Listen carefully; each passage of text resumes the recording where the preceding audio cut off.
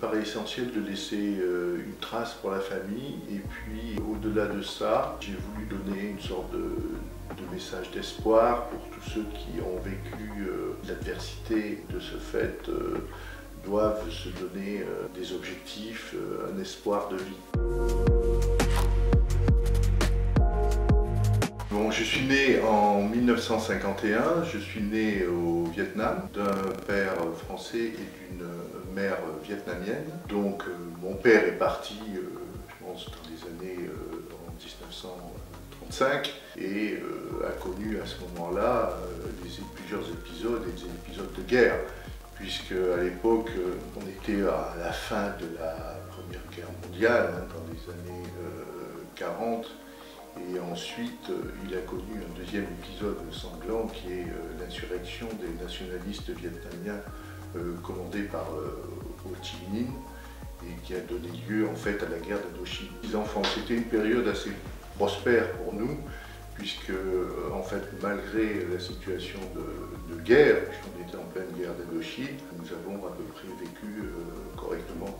On manquait de rien à cette époque-là. Ma mère était donc une jeune Vietnamienne, effectivement née au Tonkin. Elle faisait partie en fait d'une famille qui faisait du commerce. Après la défaite française de Dien Bien Phu en 1954, nous avons pu rentrer en France. Ma mère est d'abord partie en premier sur le bateau avec les 6 enfants à l'époque. Et mon père, qui a été bloqué au départ, en fait, n'a pas pu la suivre ou nous suivre à ce moment-là, et est parti en avion sur Paris. Et ils sont partis, on a fui le Vietnam et mes parents ont tout abandonné, tous leurs biens. J'ai eu a priori une bonne scolarité, et d'ailleurs je me souviens d'une anecdote où en cours de CM1 j'étais avec ma sœur, et ma sœur en fait était toujours la première, et moi je venais toujours en numéro 2 derrière dans cette classe, et l'instituteur à l'époque nous avait dit je mets en fait 5 francs, et celui qui arrivera à détrôner Lucienne, ma sœur, aura les 5 francs. À un moment donné, lors de la composition, il a donné les résultats et en fait, on était premiers tous les deux ex aequo.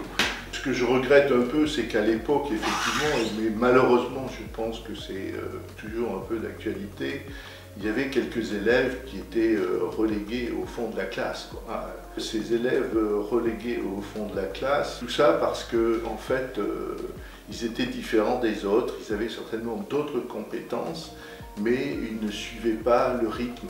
Et donc, malgré tout, nous, petits, scolaires, on avait de bonnes relations avec tout le monde. Mais par contre, ces personnes-là sont passées quelquefois à côté de l'école, et d'ailleurs, quand j'en parle avec eux, ils gardent un très mauvais souvenir de l'école, alors que moi-même, j'en garde un très bon.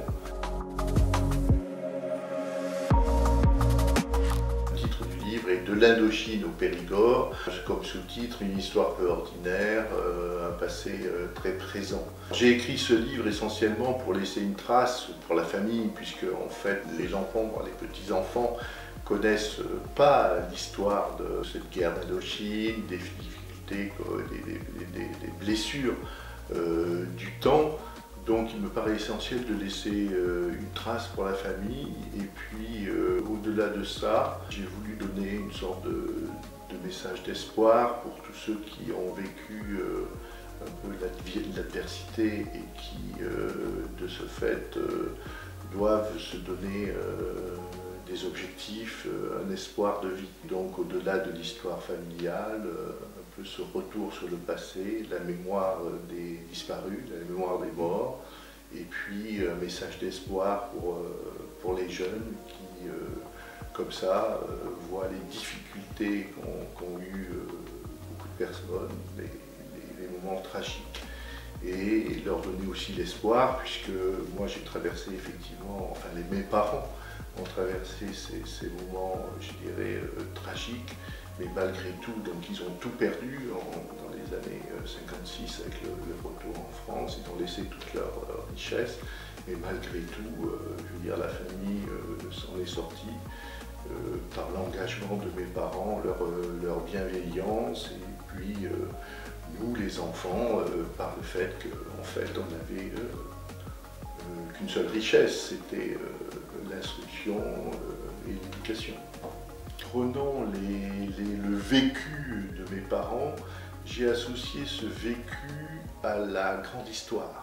Et donc j'ai pu faire toute une première partie de mon livre consacrée effectivement à l'histoire de l'Indochine coloniale, de la guerre en fait, de la fin de la guerre. C'était les années où les Japonais alliés de l'Allemagne nazie ont fait leur coup de force. Donc j'ai pu repréciser à partir des éléments qui m'ont été donnés par ma mère, j'ai pu donc bâtir toute une première partie du livre qui reprenait à la fois des témoignages du vécu de mes parents et j'ai mêlé donc ça à la grande histoire de la France et de la colonie française.